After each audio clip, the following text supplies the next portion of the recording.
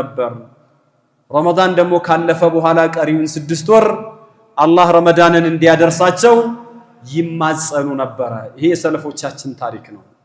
اللهم سلمنا إلى رمضان وسلمه لنا وتسلمه منا متقبلا يالو دعاء ያደርጉ ነበር። አላህ ሆይ እስከ ረመዳን ሰላም አርገን ረመዳንን የሰላም ወር አድርግልን ረመዳኑን በሰላም ተቀበለን ብለው ዱዓ ያደርጉ ነበር። ይሄ እንግዲህ አላህ Subhanahu Wa Ta'ala ለረመዳን የሰጠው ሸረፍ ክብር ነው። ግን ረመዳን ሙቀዲማ አለው። ረመዳን ከመድረሱ በፊት ለፈርድ ሰላት ቀብልያ እንዳለ ሁሉ ለረመዳን ቀብልያ አለው ባዕድያም አለው። ቀብልያው የሻዕባን ወር ነው። ሻዕባን እንግዲህ ሲመጣ ነቢያችን ሰለላሁ ዐለይሂ ወሰለም ከሻዕባን ጋር የነበራቸው ሁኔታ ምን ይመስላል? ሻዕባን እንዴት በጉጉት ይጠብቁት እንዴት ያስተናግዱት እንደነበር ያሳያል። በእግረ መንገድ ግን እንደው ቆም ብለን ልናይ የሚገባው ጊዜያቶች እንዴት እንደሚፈጥኑ አምና ረመዳንን ሻዕባንን የጾምን አንመስልም። በፍጥነት ወቅቱ ተቀይሮ ብዙ ነገሮች ተለዋውጦ ማይደርስ የሚመስለው ረመዳን ፊት ለፊታችን መጥቷል። ሩቅ የመሰለን ሻዕባን በራችን አፋፍ ላይ ደርሷል። ትናንት ከኛ ጋር የነበሩ ብዙ ሰዎችን ሸኝተናል። አምና ከኛ ጋር ሻዕባን የጾሙ አምና ረመዳን ከኛ ጋር የጾሙ ዛሬ ከመቃብር በታች ሆኖ የኛን ዱዓ የሚጠብቁ የሚያስታውስ ያስታውሳቸዋል የረሳቸው ብዙ ሰዎች አሉ። የነዚህ ሰዎች ኡምንያ ህልማችሁ ምኞታችሁ ምንድነው ቢባሉ እንደው አላህ Subhanahu Wa Ta'ala ቀስቅሶን ይህንን ሻዕባን በጾምን ረመዳንን በደረስን ብሎ ይመኛሉ። كما قال النبي صلى الله عليه وسلم لما مر على قبر فقال من هذا صاحب القبر አንድ ቀን በቀብር አጠገብ ሲያልፉ ነብዩ ሰለላሁ ዐለይሂ ወሰለም ባለዚህ ቀብር ማን ነው ብለው ጠየቁ። فقالوا له فلان ابن فلان አሏቸው። እገሌ የገሌ ልጅ ነው ሲሏቸው ምን አሉ ነብዩ ሰለላሁ ዐለይሂ ወሰለም ይህ ሰው እድል ተሰጥቶት ጥያቄ ቢቀርብለት ዱንያ ላይ ካለ ነገር ምን ትፈልጋለህ ቢል 2 ረካዓ ሰላትን ዱንያና በውስጧ ከያዘች ሁሉ ያስበልጥ ነበር ነው ያሉት። ረካዓታኒ አሐቡ ኢለይሂ ሚን ዱንያኩም ኩልሃ 2 ረካዓ ሰላት ከዱንያችሁ ሁሉ የበለጠ ያስበልጥ ነበር ነው። ቤት ይኑረኝ መኪና ይኑረኝ ሀብት ይኑረኝ ፋብሪካ ኢንዱስትሪ እንዲሉን አይደለም። ለአኺራ የሚጠቅመው ባቂያቱ ሷሊሃት የሚባለውን ነገር ለመፈጸም እድሉን ባገኘው ብሎ ይመኝ ነበር። ያ ኢኽዋኒ فاستعدوا لمثل هذا اليوم ያሉት አንድ ቀንም ቀብር አፋፍ ላይ ሆነው ምን አሉ ነቢያችን ይሄ የሁላችሁ ዕጣ ፈንታ ነው። ትናንትና እንደሄዱት ሰዎች ነገ እናንተም ትሄዳላችሁ። ዛሬ እንደሚቀበረው ሰው እናንተም ትቀበራላችሁ። ለዚህ ቀን ተዘጋጁ ነው ያሉት። አላህ ቆይቶናል። ሻዕባን አድርሶናል። አሁን ረጀብ ላይ ያለነው ቀጥሎ ሻዕባን ይገባል። ከፊት ለፊታችን እንግዲህ ረመዳኑ አለ። ምን ያህል በስልቦና እየተዘጋጀን ነው? ይሄንን እድል በህይወት ዘመናችን ውስጥ ለመጠቀም ራሳችንን አዘጋጅተናል ወይ? የህይወት መስኮት ሳይዘጋብን የኛ ጀንበራችን የእያንዳንዳችን በነፍስ ወከፍ ሳትጠልቅ በፊት ምን ያህል እድሉን ለመጠቀም እየተሽቀዳደምን ነው? ቀናቶች ይሄዳሉ ይነጉዳሉ። የህይወት ጅረት ይፈሳል። በዚህ መሐከል እኛ የት ነው ያለነው? ጊዜ ታውቃላችሁ እንግዲህ ምን ያህል ፈጣን እንደሆነ በተለይ አኺሩ ዘማን ላይ ጊዜ የሚባለው ነገር እጅግ ነው የሚፈጥነው። ቀን ቀንን እየወለደ ወሩን እየወለደ አጀላችን ጋር እየደረስን ነው ያለነው። ይሄንን ሐቂቃ ተገንዝበን እድሉን መጠቀም ከቻልን እድለኛ ሰዎች ነን። ነገር ግን ተዘናግተን በሌላ ነገር ውስጥ ከገባንና ድንገት ሞት ከወሰደን የከሰርነ ሰዎች ማለት እኛ ነን። قال رب ارجعوني لعلي اعمل صالحا فيما تركت ጌታዬ መልሱኝ የተውኩትን ስራ እንድሰራ እያለ የሰው ልጅ ይጮሃል። لعلي اعمل صالحا فيما تركت كلا انها كلمه هو قائلها እሱ የሚለው የሚጠይቀው ጥያቄ እሱ ወሬ ነው እንጂ ተቀባይነት የለውም። ወሚን ወራኢሂም በርዘኹን ኢላ የውም ይብዓሱን ነው የሚለው። ከዛ በኋላ በርዘኽ ውስጥ ነው ሰው የሚገባው። ታዲያ እንዲህ አይነት ነገር ከፊታችን ሲጠብቀን እኛ ዝግጅታችን ምን ያህል ነው? አላህ ሱብሓነሁ ወተዓላ ለኡመት ሙሐመድ የሰጠው ትልቅ ክብር አለ። እሱም ምንድነው? የነቢዩ ኡመት እድሜያቸው አጫጭር ነው። እድሜያችን ከ60 እስከ 70 ነው። እንደ ኑህ ዘመን ከዚያም በኋላ እንደነበሩት አይደለም። ለዛ ማካካሻ ግን አላህ ወርቃማ አጋጣሚዎችን ሰጥቶናል። እነዚህ መዋሲሙል ኸይራት የሚባሉ ብዙ መልካም ነገር አዝለው የሚመጡ ቀናቶች፣ ወራቶች አሉ። አጅራችን እጥፍ ድርብ የሚሆንበት የድሮዎቹ ሰዎች ሊደርሱብን የማይችሉ እኛ እነሱን የምናልፋቸው። ይህንን ምን ይላሉ ነቢያችን? ኢዕመሉ አሉ። የአነስ ብኑ ማሊክ ሪዋያ ላይ ኢዕመሉ አልኸይረ አው ኢፍዓሉ አልኸይረ ደህረኩም ይላሉ።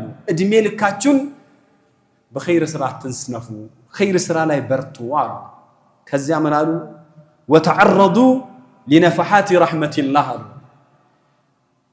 የአላህ ሱብሓነሁ ወተዓላ እዝነት የሆኑ ስጦታዎች የሚታደሉባቸው ወቅቶች ደግሞ አሉ።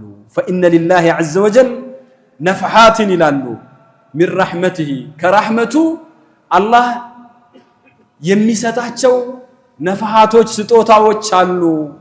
ዩሲቡ ቢሃ መን የሻኡ ሚን ዒባዲሂ ከባሮቹ አላህ የሻውን የፈለገውን የሚነካባቸው እድሎች አሉ። ወሰሉላህ አየስቱረ ዐውራቲኩም ይላሉ።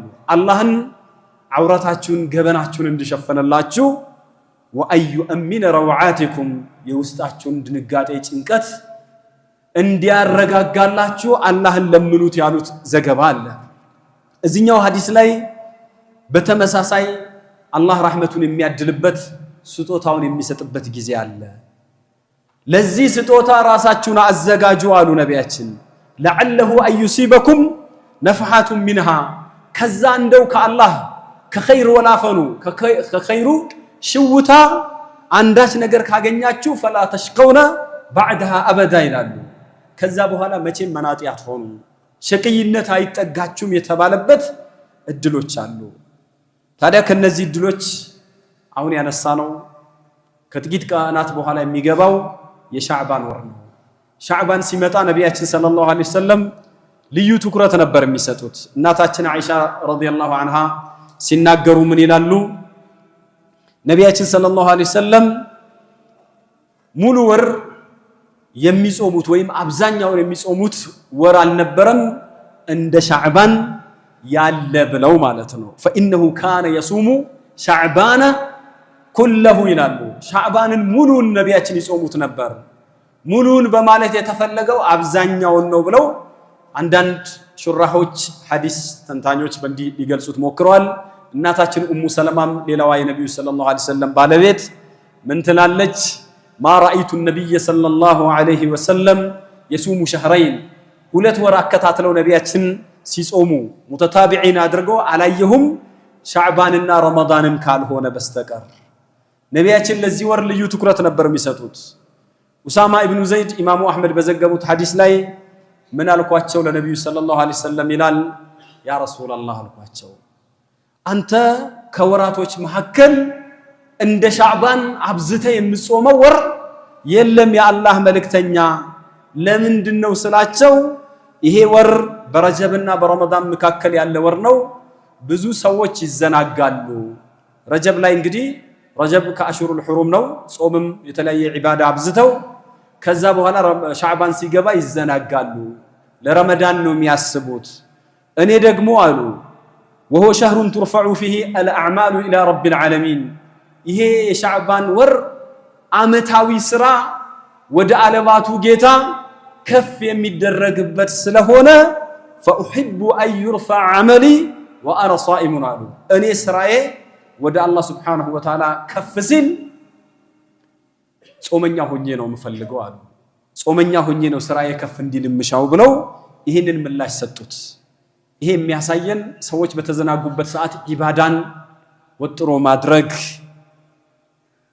ምን ያህል ተወዳጅ እንደሆነ ሰዎች በሚዘናጉበት ሰዓት ጾምን መጾም አፍደል እንደሆነ ይሄ ነብዩ ሰለላሁ ዐለይሂ ወሰለም ነህጅ የሳቸው መንሃጅ አካሄዳቸው ይህን ያመላክታል።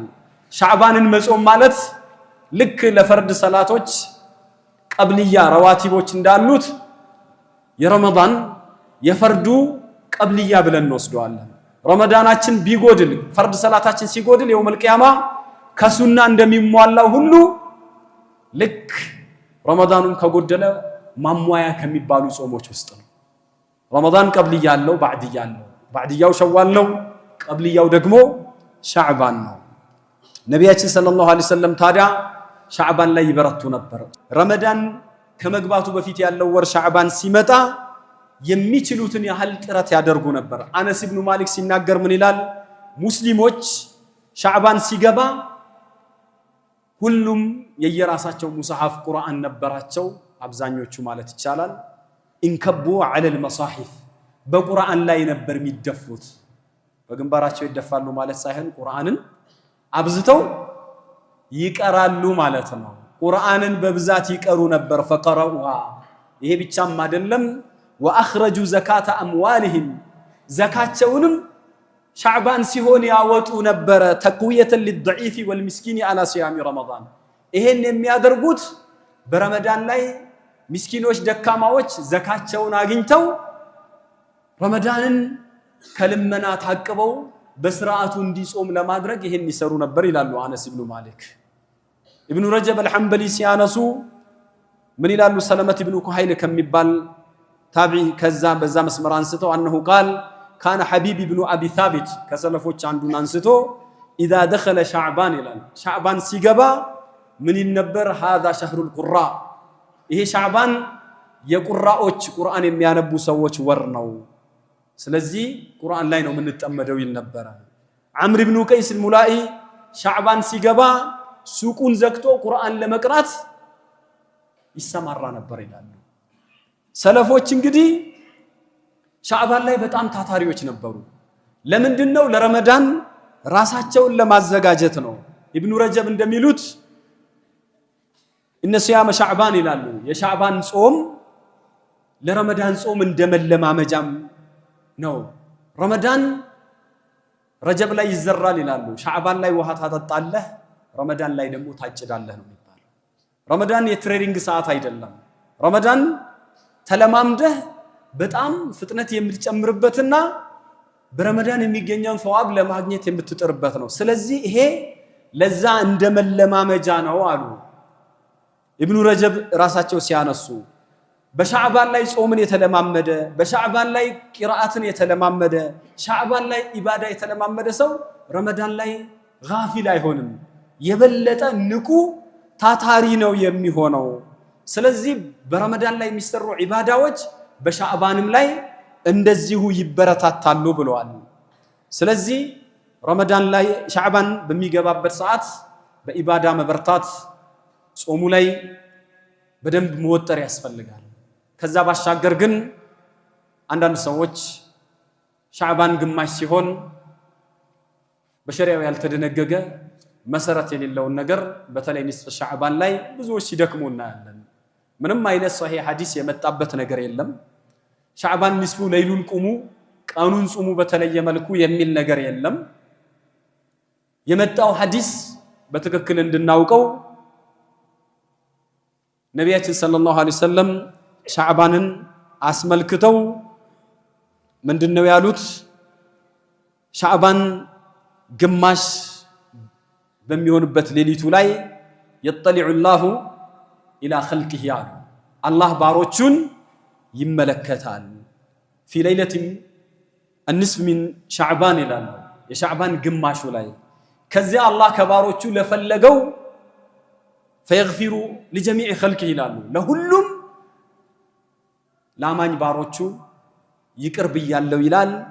ኢላ ሊሙሽሪኪን አው ሙሻሒኒን ይላሉ፣ ወይ ሙሽሪክ ለሆነ ሰው በአላህ ለሚያሻርክ ወይም ለተጣላ ሰው ካልሆነ በስተቀር አላህ ሱብሓነሁ ወተዓላ ለሌሎች ይቅር ይላል ይላሉ። ይሄ ሐዲስ በግልጽ የሚያመለክተው አንተ ሻዕባን ዓመታዊ ስራ ወደ አላህ ሱብሓነሁ ወተዓላ የሚቀርብበት ወቅት ስለሆነ ራስህን ከቂም ከጥላቻ ከጎሚ ከመሳሰለው አጽዳና ዝምድናም ቆርጠህ ከሆነ ዝምድናህን በመቀጠል ራስህን በአፉታ ለአላህ ማርታ አዘጋጅ ማለት ነው። ሁለተኛ በአላህ ሱብሓነሁ ወተዓላ ላይ ምንንም ማንንም አታጋራ የሚል ነው። ከዛ በተረፈ ንስፈ ሻዕባን ላይ ተሰብስበ ያሲን ቅራ ወይም ተሰብስበ ዱዓ አድርግ ወይም ሌሊቱን እየሰገድክ ድር የሚል ግልጽ የሆነ ማስረጃ የለም። ሻዕባን የተባለው ነቢያችን ያደርጉት እንደነበረው ጾም፣ ቅራአተል ቁርአን ቅራ፣ ማንኛውን ዒባዳዎችን አድርግ፣ ከአንዱ ቀን አንዱን አትለይ። ምናልባት ጾሙ ነው እዚህ ላይ የሚነሳው አንድ ሐዲስ አለ ዑለማዎች ضعيف ነው ሰሂህ ነው በሚል የተጨቃጨቁበት ጠቅላላ ዕውቀት እንግዲህ በደንብ እንዲኖረን ነው። አንዳንድ ነገሮችን ስንሰራ አላ በሲራ በዕውቀት ላይ ተመስርተን ነው። ነቢያችን ሰለላሁ ዐለይሂ ወሰለም ምን ብለዋል ይባላል? ሻዕባን ግማሽ ከሆነ በኋላ ረመዳን እስኪገባ አትጹሙ የሚል ሐዲስ አለ። ይሄ ሐዲስ ኢማሙ አህመድ ሶሂህ ሐዲስን የሚጋጭ ሙንከር ሐዲስ ነው ብለውታል። ሙንከር ማለት ምንድነው? ضعيف ሆኖ እንደገና ከሶሂህ ሐዲስ ጋራ የሚጋጭ ነው። ነቢያችን ቡኻሪ ላይ ባለው ሐዲስ ያሉን ምንድነው? ረመዳንን አንድ ቀን ወይም ሁለት ቀን ቀድማችሁ አትጹሙ። መጀመሪያ ሲጾሙ የነበረ ሰው እስከ መጨረሻው ድረስ መጾም ይችላል፣ ችግር የለውም። ግን ጠብቆ ረመዳን ነገ ሊገባ ነው ሲባል አንድ ቀን ጠብቆ ሁለት ቀን መጾሙ የተከለከለ ነው። ከዛ በኋላ ግን ከዛ በፊት ባለው ከሻዕባን ንስፍ ጀምሮ መጾም ይቻላል። ይሄንን እንግዲህ ነቢያችን ሰለላሁ ዐለይሂ ወሰለም በሩን ክፍት አድርገውታል። ሻዕባን ላይ ከዚህ ባሻገር ገባ ተብሎ የሆነ ድግስ የሚደገስ ገላቸውን የሚታጠቡ ሰዎች አሉ። የተለያዩ ዚክሮችን ምናምን በዛ ሌሊት የሚያደርጉ አሉ። አንዳንዴ ቤታቸውንም የሚያስውቡ አሉ። ይሄ ሁሉ መሰረት የሌለው ነገር ነውና በደንብ ልናውቀው ይገባል። ሶሂህ ሐዲስ የመጣ ነገር ከነቢያችን ሰለላሁ ዐለይሂ ወሰለም የለም። የመጣውን ሱናውን ከያዝን ሱናው ራሱ በትክክል ከተገበርነው በቂያችን ነው። አላህ ሱብሓነሁ ወተዓላ ስራን አመታዊ የሚቀበልበት አመታዊ ሌሊት ነው። በነገራችን ላይ ስራን አላህ ሶስት ወቅቶች ላይ ይቀበላል። አንደኛው አመታዊ አለ፣ ሁለተኛው ሳምንታዊ አለ። ሳምንታዊው መቼ ነው? ሰኞና ሐሙስ አለ። ሰኞ ሐሙስን ነብዩ ሰኞ ለምን ትጾማለህ ሲባሉ አንደኛ ሳምንታዊ ስራ ወደ አላህ የሚቀርብበት ነው፣ የተወለድኩበትንም ቀን ነው፣ እንደዚሁም ደግሞ ቁርአን የወረደበት ነው ብለዋል። ስለዚህ አላህ ምንድነው ያሉት ነቢያችን ሰለላሁ ዐለይሂ ወሰለም? ሰኞ በእነዚህ ቀናቶች በሳምንት አላህ ሱብሓነሁ ወተዓላ ስራን ይቀበላል፣ ሙእሚኖችን ይቅር ይላል። በዕለተ ሰኞ ማለት ነው። ፈየግፊሩ ሊኩሊ ዓብዲን አሉ ነቢያችን። ቱፍተሁ አብዋቡል ጀና፣ የጀነት በሮች ይከፈታሉ በሰኞ ዕለትና በሐሙስ ዕለት አሉና አላህ ለሁሉም ባሪያ ይምራል በሱ ላይ ለማያሻርክ ኢላ ረጁለን ካነት በይነሁ ወበይነ አኺሂ ሸሕና፣ በሱና በወንድሞቹ መካከል ጸብ ያለው ሰው ሲቀር። እነዚህ የተጣሉ ሙስሊም ወንድሞች ካሉ አቆዩዋቸው እስኪስማሙ ይላል አላህ ሱብሓነሁ ወተዓላ ብለው ነቢያችን ሰለላሁ ዐለይሂ ወሰለም ነግረውናል። አባቶቻችን ረመዳን ሊደርስ ሲል አፉ እንባባል የሚሉት ይህን ሐዲስ መሰረት አድርገው ነው። በየጊዜው አፉታ ምን ያደርጋል? ከአላህ መግፊራ የሚከለክል ነገር ነው። ረመዳንን ስንገባ ቂም ቋጥረን ቂም ይዘን አይደለም። ሳሊዞ ስርቆት፣ ቂም ይዞ ጸሎት የሚባል ነገር አለ አይደለም። ቂም ይዘህ ኢባዳ ውስጥ መግባት አትችልምና ስለዚህ እዚህ ቦታ ላይ ሳምንታዊም ዐርድ አለ፣ ከዚያ ደግሞ ዕለታዊም አለ። ጧትና ማታ መላኢካዎች በእናንተ ላይ ይተካካሉ፣ የሰራችሁትን ስራ ወደ አላህ ሪፖርት ያደርጋሉ ብለው ነቢያችን ሰለላሁ ዐለይሂ ወሰለም የተናገሩበትም አለ። ስለዚህ አመታዊው ሪፖርት የሚቀርብበት ወር ነው። በኢባዳ ራሳችንን አሳምረን አስውበን ራሳችንን አዘጋጅተን ለአላህ ሱብሓነሁ ወተዓላ ረሕመት የምናቀርብበት ወር ነውና ለዚህ ወር ሁላችንም እንበርታ፣ በዚህ ወር ላይ ታታሪዎች እንሁን ለማለት ነው። አዩሀል ሙስሊሙን እነዚህን ወርቃማ ቀናቶችን በኢባዳ ልናደምቃቸው ይገባል። ከኛ ጋር የነበሩ በሺህ የሚቆጠሩ ሰዎች ወደ መቃብራቸው ወርደዋል። ይሄ እውነታ ነው፣ ማንክደው ልናስተባብለው የማንችለው ሁሌም የምንሸሸው ነገም እኛ የምንገባበት ትልቅ መሰረታዊ መረሳት የሌለበት ጉዳይ ነው። ስለዚህ የሻዕባንን ወር በተቻለ መጠን ልንጠቀምበት ይገባል። የሻዕባናችን ማማር የረመዳናችንን ማማር ያመለክታልና ያገኘናቸውን አጋጣሚዎች ፉርሳዎችን እንጠቀምባቸው። እዚህ ቦታ ላይ መነሳት ያለበት ሻዕባን ሲመጣ ምናልባት ቀዷ ጾም ያለብን ሰዎች በተለይ ሴቶች እህቶቻችን ረመዳን ሳይመጣ በፊት የረመዳን ቀዷችሁን ከማውጣት ወደ ኋላ እንዳትሉ። እናታችን አይሻ ረዲየላሁ ዐንሃ የረመዳን ቀዷዬን ማወጣው በሻዕባን ወር ነበረ። ነቢያችን ሰለላሁ ዐለይሂ ወሰለም በብዛት ሻዕባንን ይጾሙ ስለነበር ሌላ ጊዜ ሲመጡ ጾመኛ ነኝ ብዬ እሳቸውን እንዳላስጨንቃቸው እንዳላስቀይማቸው ብዬ ጾሜን አቆየው ነበረ። ከዛ ሻዕባን ሲመጣ ግን እሳቸው ሱናውን ሲጾሙ እኔ ደግሞ ፈርዱን እጾም ነበር በማለት እናታችን አይሻ ነግረውናል።